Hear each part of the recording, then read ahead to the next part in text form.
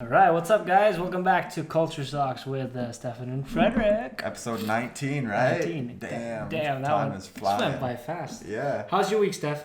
It's been pretty good, Yeah. Good. Been working out before work every morning, so Nice. making some Same. gains. Yeah. Cool, man. But yeah, we got a great episode for you guys today. We hope. A little bit of a different concept than what we've done, but we're going to ask each other 3 questions each, a little bit Sweden related on some of mine. Obviously, yeah. So you guys can get to know us on a little bit of a deeper level, but also maybe get some cool insights about Swedish culture or whatever cultures are in the questions. Yeah, so basically open questions and then we'll see where the conversation takes us. Yeah, sounds Sweet. good. You want to start? Yeah, all right, first question for you, Fredrik. What's the one country in the world that you haven't been yet that you want to go to the most? I haven't been yet. I would say South America somewhere. I've heard amazing things about Brazil. Okay. Just a culture. Obviously, there's an aspect of, the aspect of traveling around by yourself in South America. I've heard like you probably shouldn't do that because if you don't know people or if you're not with someone there, they can be sort of dangerous in some places. But I've had friends that went there, or have friends, they didn't die, that went there and like just went by train everywhere with a friend or actually alone and had the most amazing time. Yeah, so I was thinking about our mutual friend Lucy. Yeah, she did was that. in South America. Yeah. A girl that was like 20, 21 years old. Yeah. All alone traveling through South America with like maybe okay Spanish. I don't know if her Spanish is no super. idea. Yeah. So great. I think that speaks a lot to the Swedish independence. I mean, exactly. Yeah. I know when my ex Lynn, she was even going to be traveling with Lucy in South America for a little bit. Cool. And all the American people were like, wow, Lynn is crazy. Like 2 girls traveling alone in South America. Yeah. I think Americans are like very worried about like they're afraid of things. Yeah. No, I definitely. noticed this mindset of like my parents and like adults in the US, they're very worried about what can happen, whereas Swedes are like they don't really worry. Let's do it. Yeah, Yeah. I think in South America, the what we see from that is like drug cartels and dangerous gang criminality and like stuff that dangerous scenarios. That's basically what we see mostly in the media and from the news from South America. But I've heard from people that have been there that the people are super warm and welcoming, and the food is amazing, and the culture is supposed to be really really awesome to experience. Warm and friendly. Exactly, yeah. So I would say Brazil or Colombia, maybe. I've heard good stuff about Colombia too. So so one of those two. Yeah. I don't remember my questions, so I'm gonna I wrote them down. Yeah, I like that. I think that's a good topic though, because like as you were saying, like when you go to a place, you get so much of a different perspective. Yeah. Like I think there's a lot of this fear from people that haven't actually traveled and been there. Yeah. I can't speak to that myself because I've yet to go to South America as well. But I think like the only way to like really get that picture of what it's like is to go there. To go there, and give it a shot. And we spoke about that with Devon. About like experiencing a culture with someone that's from there and just going there as a tourist by yourself. I think South America is the kind of place where you want to know someone that knows the in and outs and knows where to go. We should have some guests that lived in South America. If you live there, hit us up. You guys know somebody cool that's been living in South America? Yeah. Next week we're going to be potting from Colombia. There we go. Business trip. Yeah. So Steph, right. Currently, this is sort of an edgy question. Actually. Okay, hit it. Yeah, I'm going to hit you, right? Right. How are you a Virgo? No. I'm a Virgo. That is my star Are you sign. a Virgo? That is actually true. Yeah. Cool. All right, next question. They say question. young true in Swedish. Currently, how much would you say that you're staying in Sweden to obtain the citizenship, and how much because your life is here? That's tough because for me, I really want to like keep traveling while I'm young, but of course I have this goal of getting the citizenship because I do like it here and I want the ability to come back and not go through the hassle of going through the immigrant process. If you've seen the video on my main channel, I talked about how stressful and difficult it was for me to move here to begin with. I don't follow you. And I don't want to. I don't want to go through that process again. No, I get that. And during the pandemic and everything, it's been very easy to just stay here. Obviously. And now I'm so close to getting the citizenship. It would be just dumb to like that'd be like spiking the ball on the 1 yard line for like an American football analogy. Like, what does that mean? Run it in for the touchdown. Like, just we're almost there. Let's just get it. There, yeah. And then that makes life so much easier because I can come and go to Sweden or anywhere in Europe, like without having to file a bunch of paperwork if I just want to come for a visit or something. Very true. Yeah. But also, I do have my whole life here. Yeah. I have my friends here. I have my business opportunities, my job, my other thing. I think it's like unfair for native Swedes to tell you as a foreigner like, oh, you're just staying so that you can get the citizenship. Like, to me, it's like, number one, who wouldn't do that? Obviously, because I mean, especially Swedish citizenship, that is an entry ticket to the EU, basically. Yeah. And then, I mean, your life is here. You pay tax here. Like, you created a life here for yourself. So, obviously, you want to go travel, but it would just be, as you said, stupid to spike the ball on the 1 yard line. And I mean, I just I've always lived life with like the mindset of like work hard now and like work on things now to open up and give possibilities in the future and chill later. And that's what I did with like my schooling. For example, I rushed through and got my master's degree at a super early age because I knew that would open up doors. And it was a grind when I was doing it, but it's the same mindset that I have now. Even though I'm like really eager to like get out and continue traveling, I know that like if I just stick it out for a little bit longer, then it's going to open up those possibilities to that. If I want to come back whenever I want, it's door that's open. Yeah. And I think like that's a good mindset to have when you're young to set up your life in the most successful way possible. No, that's awesome, man. Yeah. That's a good answer to the question. Yeah, there you go. And this is perfect because my second question is very closely related to this. We didn't plan this. Promise. No, we didn't actually. My second question for you was, if you were not a Swedish citizen and you had to choose a different citizenship from a different country, which citizenship would you have wished to have been born into? And you couldn't choose Swedish. Well, not Norwegian, that's for damn sure. You want to be an EU citizen. They're not even in the EU. Right? Yeah, exactly, well, so, two aspects of this. A lot of people tell me that my approach is I seem American in a lot of ways. The way that I am social and obviously my accent. And from living there, I guess it sort of rubbed off on me. And I always liked it in the States. And I think that country would be a great fit for me. But then also I know that because I've had experience from living there. So I know that I can fit in it and I know where I like it. But then again, I do value European values, like I shared those values, and EU citizenship would definitely be something that would be on the top of my I mean, list. For you, if you had another EU country, it wouldn't make a huge difference because you'd still be able to live in Sweden. Exactly, and obviously I would have a completely different life, but maybe like South of Europe, let's say like Spain or Italy. But when I think about the climate, obviously those countries pop up. But then there are other problems with those cultures, which there's always going to be. So, man, I don't know. It's tough. Yeah, but I would pick EU citizenship for sure. So let's say France. Cool. Because I like French. Do you speak any French? Un peu.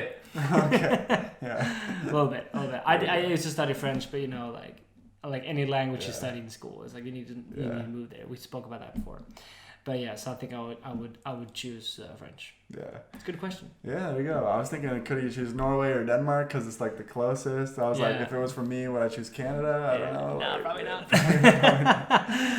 All right, Stefan, if you were forced to move right now, like next weekend, where would you go and why? If I was forced to move right now, if we were like, peace, Steph. Dip. There's so many places that I want to go that it's hard to choose just one.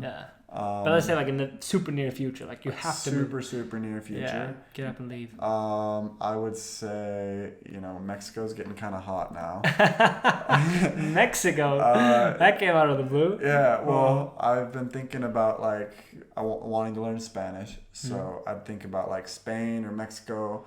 I would also maybe be interested in like Miami. I've never been to Miami. Yeah, that'd be cool. Then it's like very easy for me to move there because I can just come back into the U.S. and it seems like a lot of cool things are happening there. A lot of people from New York are moving down to Miami. You got the great climate, everything. It's so affordable. I did a housing video on my main channel. We looked at what you can get for housing in Miami, and you can get some really cool places for not that expensive, relatively speaking. Yeah. But yeah, either that or I've just really wanted to explore like Southeast Asia. Yeah, that's pretty cool. But maybe get the Spanish first. So I'd say Spain or Mexico. So Southeast Asia, what country would you say? Like Thailand is at the top of my list. Oh, yeah. I've heard like Vietnam is cool, a little bit more off the beaten path. Yeah. It's not as touristy, but maybe there's just less tourists in general now. Now, definitely, yeah. But I think Vietnam is sort of popular as well. But Thailand is definitely the most touristy place, I would say. Yeah, and then Bali looks amazing as well. And then if I just want an easy place to move to, I could always like do Australia because they speak English and get the work and travel visa. Yeah. You know? So. Exactly, 3 months. Like they're in that part of the world. Like Australia is huge, right? Obviously, and if you go to the East Coast. And you have Brisbane, and you have Melbourne, and all those places. You have like a 6-hour plane ride to New Zealand. Yeah. And you were like, oh, New Zealand's pretty close. It's 6 hours. It's like flying to like south of Spain from here. Like it's far. And to fly from Brisbane to like let's say Bali, because you're like, oh, is that part of the world? Yeah. It's like 10-hour flight. Like, the distances down there are insane. Yeah, and I heard the west coast of Australia. I haven't even been there, and the cities like Perth. Supposed to be pretty cool, but then in between, like there's basically nothing. Yeah. So people don't really hang out on the West Coast that much, apparently. Yeah. Because I always saw the map as, all right, it'd be cool like to hang out in this region. You have Bali, you have Papua Guinea, you have like the north coast of Australia, but the distances are huge. That's the thing. Like when you're already there, you're relatively close. Yeah. Because to go to Australia from Sweden, it's like 40-50 hour ordeal of like multiple flights. Yeah. You know, like from one to Dubai and then you go to China. 30. I think like, my flight from Queensland, it went through Sydney, Munich, and then Stockholm, and it took me like 42 hours, I think. Wow. Yeah, that was from New Zealand. So I literally went to the other side of the world. And it was crazy. Yeah, those legs are huge, but I mean, I was in Brisbane thinking like, oh yeah, I think I wanna see New Zealand while I'm here, and I looked up the flights. It was like 6 hours. I was like, wow. Yeah. It's far. It's very far. Was called. It's very far. Close. Yeah. I think that will be cool. That'd be super cool. Yeah. All right, last question for you. Thanks. You've dated an American girl, or plural, probably, and a Swedish girl, probably. And plural, what do you mean? Probably for that too. What's the biggest difference between, in your opinion, dating a Swedish girl and an American girl, if you were to stereotype? Wow. That's sort of putting you on the spot too. Yeah, well, kind of. No, but it's hard to say like what depends on like nationality and culture wise, and what depends on like the person that was actually dating, because obviously every person is different. But I would say in the US, I dated girls that wanted to save themselves till marriage, which was really odd. That's why it never worked out. I was like, they're gonna watch this.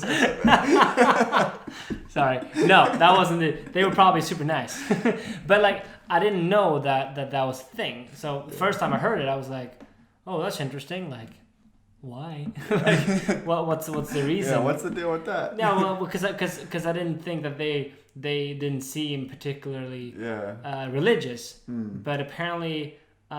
Save themselves to marriage was more of like is sort of it could be almost a popular opinion, like some people that aren't even that religious was like, yeah, but that's what you do basically. Yeah, and then here people don't even get married. They're exactly. You know, they're together for 20 years, they have multiple kids, and they save themselves till 10th grade. Yeah. So, how do you save yourself from marriage when you already have kids? That's the question for this week. How we do that? No, but that was definitely a difference.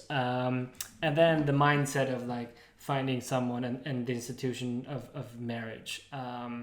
When I dated, like it was like an American girl, it was more of of a thing and meeting their parents and like the dad and this is my daughter and like all those stereotypes were sort of still a thing in the US. And to me it was like, I mean, from dating Swedish girls, it was like, you know, that wasn't a thing. Like you would become friends with the girl's parents and like it would be like the less formal. Thank you. Yeah, it would be way less formal. And I'm not saying that in America that's bad. Like I kind of like you know that it's not too laid back when you like it's official when you meet the parents. Like that's a thing. It's a big thing. It's a big thing. Yeah. So I kind of like that. Yeah. But then again, it was like, I don't know. It was weird too. I remember one time I was seeing a Swedish girl and I went over to her place when she was at her parents' house, but like her parents were already asleep when I went over there. Nice. I'd never met her parents before. Nice. Right? Yeah. So I get up in the morning and I'm getting ready to, I think it was in the summer, so I was getting ready to film some stuff, or I don't know what I was doing. What? But you know, her parents were in the kitchen making breakfast and they're like, "Oh, hey, how's it going?" And then they're like, "Hey, actually, while you're here, can you help us move some stuff?" Blah blah blah. Because they were like setting up for a party that night. I was like, "Yeah, sure, no problem." See, that would never happen in America, right? That was the first time I had met her parents. That's awesome. No, you live happily ever after. I would have felt so awkward if that was the same situation in the U.S. You're like, I never saw them again. And I never felt that sense of awkwardness in Sweden. Yeah. No, so that's definitely a difference. But it's hard to say. Like once again, like I think like a lot of the differences were because of the person that I was dating, not because of their nationality or culture. Because I still have like a style that I like, so that was pretty similar still. So definitely. But it's definitely interesting to date like girls from different or people from different cultures. If you get the chance, try it. It's interesting to like because you like learn, I guess, about people and you know about relationships really and different ways of looking at it and how to make a relationship work with.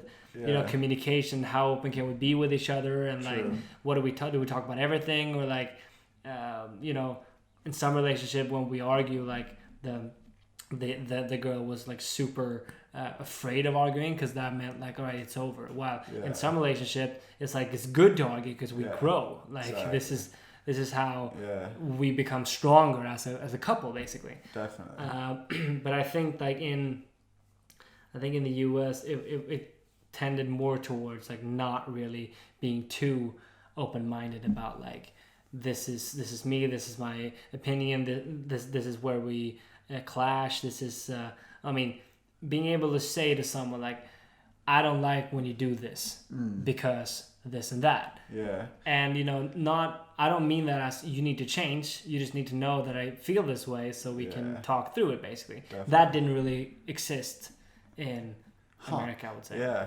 I think like every relationship is so different because like you're saying from girl to girl in the U.S. of course. But do you think it's like easier like dating somebody from the country like where you grew up? Because I know like for me, I almost feel like this level of comfort like when I'm dating another American because they can relate to like my upbringing and my experiences, especially if it's an American that is experiencing Sweden too, because then they have a frame of reference, and vice versa. Like a lot of times, if I'm dating a Swedish girl, if they had spent a lot of time in America, they had lived in America, they had been exchange student or work and travel or whatever, they could at least have that like reference point to understand my background. I actually never dated a Swedish girl in the U.S., but actually, I sort of feel the other way because when I dated girls in America, I was sort of exotic to them and exciting, and I felt like I could be who I am and almost like a almost exaggerated way because you know I'm Swedish and this is the European culture and this is that and this is that, and like I always felt like I had something to bring to the table, basically. While in Sweden sometimes it's like nothing is really new. Like, you know, we grew up in the same town, like we know this, we know that. Yes, we're different people, but in the US it was like I was just from another planet, basically. Like the girl's parents would think it was really fun that she dated a Swedish guy because you know, that's exotic and wow, that's super and I successful. had the and same cool. thing when I started dating Lynn. I Yeah, was like kind of going around like, yeah, I'm dating a Swedish girl. Just because it's so different. Yeah. And I think you kind of get attracted to that. Like I get attracted to people that are just like inherently different than everybody else. That's something that's more exciting because it's no fun to go on dates with somebody and you're like, oh, I've already dated the same person many times before. So like having that unique thing is like that's what really excites me.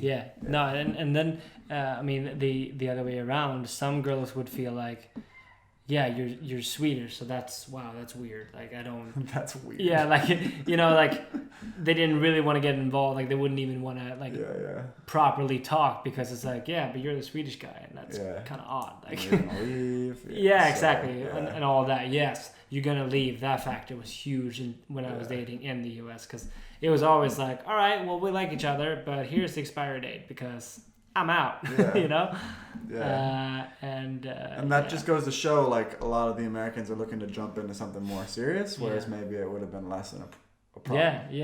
They didn't. I mean, the ones that I became semi-serious with, or the one that I did become semi-serious with, there was, to her it wasn't like, oh, you're leaving, so we're done. It's like, oh, you're leaving, so I'm gonna save money and come to Sweden. You know, like let's do long distance. Exactly. And that was like, we didn't even talk about that, and I was like, wait. True. I think Americans are more likely to do long distance relationships. It was like obvious to them, which it's a beautiful thought. I like that. But then again, like maybe we should have the conversation. But also, like, why date in the first place if we know it's gonna end? Like, there was a lot of those questions that arose, and that we discussed. And like, I totally get, you know, her point of view was basically like, yeah, but if we're gonna break up, like, why are we even gonna date? And I'm like, well, you make an excellent point, but I don't know. Like, let's live in the now. And that's easy for me to say. I don't know.